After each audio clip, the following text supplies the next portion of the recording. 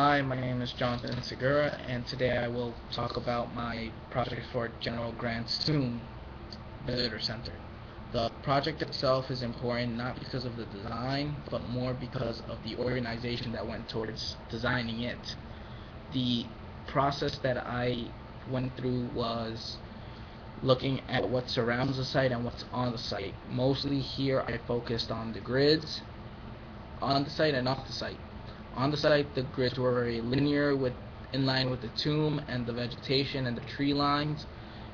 Off the site, it was paths coming off the park to the northeast, the church to the east, the highway and the river towards the west.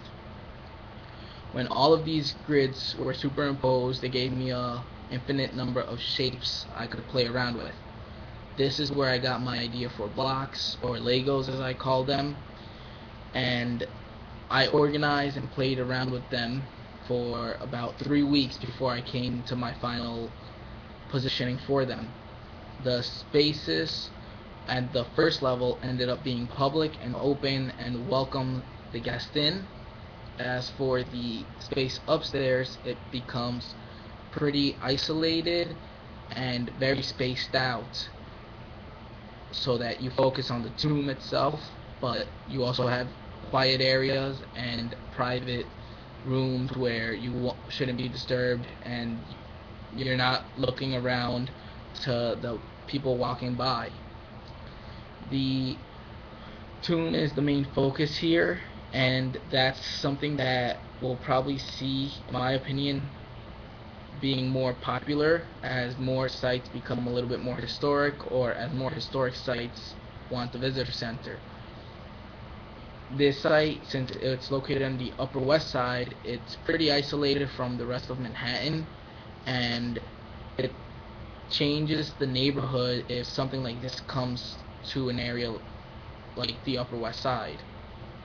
The model helps explain the openness and all the movement and circulation around.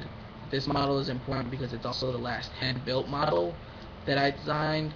Even though it's very rectilinear, as in just straight lines, cut edges, no obscure angles, it was definitely a challenge to put together, and I wasn't limited by what I could do on the computer since this was the last hand-built model.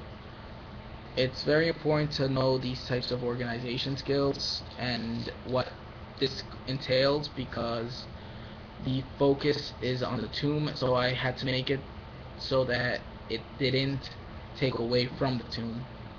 The model was a little bit difficult to complete, but the second floor detaches so you can actually see what the movement on the first floor is like. Hopefully you have enjoyed this presentation as much as I have. Thank you very much.